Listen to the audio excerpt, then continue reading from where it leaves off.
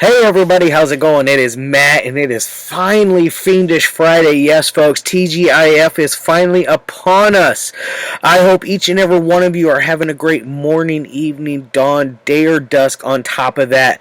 I hope that you guys like, share, and subscribe, and please do me a huge favor and check out the information in the description box. There's more information on there, such as your brief synopsis, starring cast, along with your director, runtime of the cut I am watching, MPAA rating if there is one that exists, which most times there isn't. Today there actually is one, which is a very surprising thing.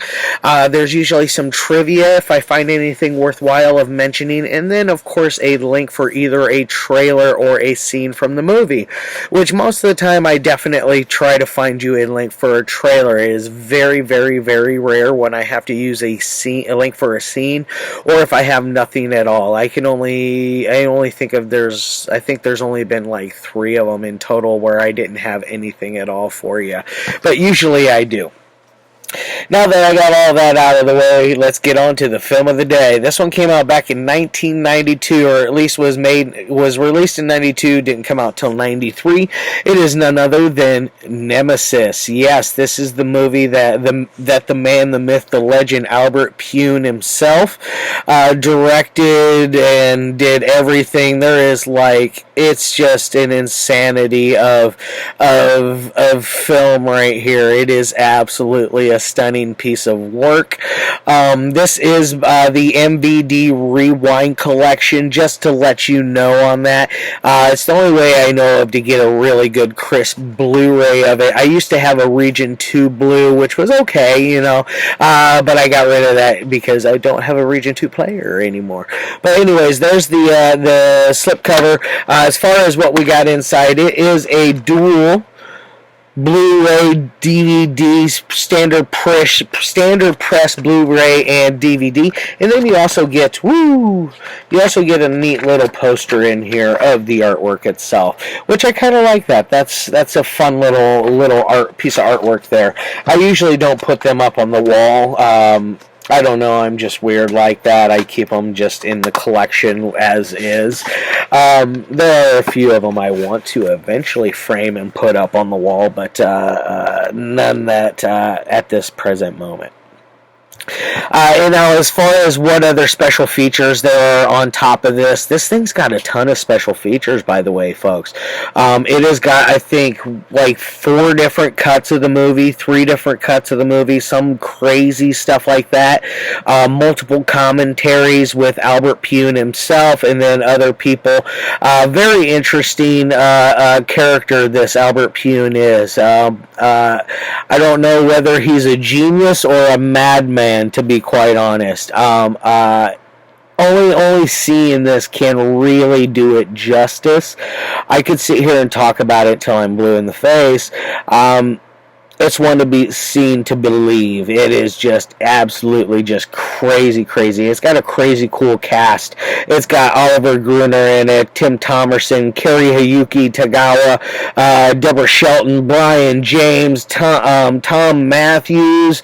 There's even Arnold Schwarzenegger's body or stunt double is even in this, and then there's also that dude from the movie Cyborg, Vincent Kiln is his name, I believe, if memory serves me correct. He was the main baddie in the movie Cyborg. He plays a little henchman role in this one here. He's always fun to see in these little tiny supporting roles, because I also saw him in Point Break, the old surfer, the armed robbery surfer movie. Yeah, that one. He was also in there. He played a bad guy in that. So he is typecast as a baddie, I guess. He's got the look. And now this one is directed by, like I said, Albert Pyun himself. The cut I watched is an hour and 36 minutes. It is the theatrical cut.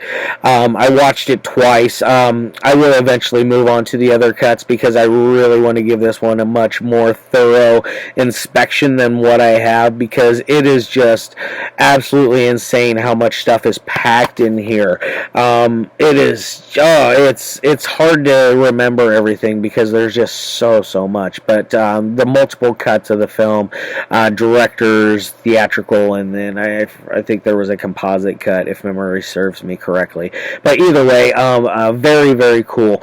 Now that I have gotten all the specs out of the way on this one, what is it exactly about? I don't know. No, I'm kidding with you. It's about a guy. We're in Los Angeles. In the years like 2028, 2027, 2026-ish. I can't remember exactly. But I think it was 2027. But either way, there's information terrorists run around the Red Hammerheads. Olivier Gruner plays a cop, and he is basically kind of a outcast cop. He's a cyborg cop, and it's essentially these Red Hammerhead terrorists are in a war against these cyborg cops, and it's a battle of who's the good guy and who's the bad guy. Olivier Gruner goes through many different metamorphoses in this movie. He goes from the very beginning. You have this amazing shootout where I don't know how many. I just want to know throughout this entire movie how many blank rounds they used in this entire movie, because I think that would be a stunning piece of trivia. So if anybody wants to sit there and count it, please feel free. But there is a million bullets being shot off just in this beginning sequence, where he is tracked down some information terrorists. His lover Jared, which is part cyborg, is eventually or not, Jared's not cyborg, but police commissioner Farnsworth, basically after Olivier Gruner has been completely destroyed after this beginning sequence, they fix him, and he's goes in again after the people from Los Angeles. He finds them in Baja, New America. While he's down there, he kills the baddies, and that's when we're introduced to Police Commissioner Farnsworth, which is an interesting character in her own. She's part cyborg herself. He basically has a love-hate relationship with this commissioner, with this person. It's very interesting. They basically hook him up with this job to where he's got to go and track down his former lover and partner Jared, who is like one of the top people in the Red Hammerhead terrorist organization. So there is quite the bit of a quarry he's got himself in there, because he is very by the books. He does his job 100% by the books. He doesn't like slack on anything. Isn't like a junkie or a drunk. You see him drink some alcohol, like a beer in here at one point, a really big beer, and then he talks about how he's not going to be on drugs for this, because he wants to be clear-headed, and he throws away these drugs, so he's not on drugs either during this. So there's no crazy you don't look at him as he's like a bad, like he has vices, like one of those. He looks like he's almost a perfect individual. which he is, what did they say? He's like 89 point something percent, 88% human at that moment when he first gets destroyed. Then it goes to more, and then there's a whole thing about how he's more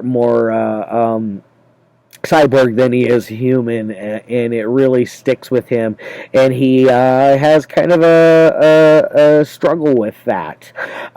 So he eventually, they find him in you get to this point where he's in this prison, and he's rocking this really cool like John Rambo haircut. It really made me giggle a little bit. I have a lot of giggling in this movie, just to let you know, because Olivier Gruner's accent is very, very, very thick. It's very French. When he says terrorist, it's like terroriste, terroriste. It just sounds really, really like really bad. It made me giggle. But either way, where was I going with this? Olivier Gruner is a interesting character in here. But back to that scene where he's in this prison, that's when we meet Tim Thomerson's character. Because basically the reason why he got destroyed again was he went on kind of a retirement, a leave of absence, and he became a speed loader. Whatever the hell a speed loader is, they never really explain it in this movie. But he goes on, and this is when you meet Tom Matthews' character. He's kind of this crazy man. He